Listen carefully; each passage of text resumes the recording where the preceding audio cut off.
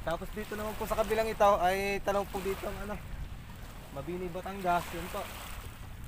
Yang nakatanaw po ninyo na malayo na yan, yan po ang Mabini, Batangas, Baon, Batangas.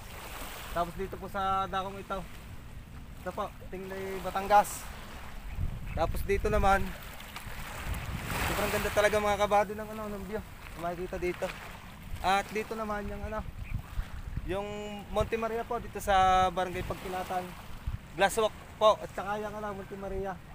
Lahat po ay tanaw po dito sa tabi po ng beach po dito.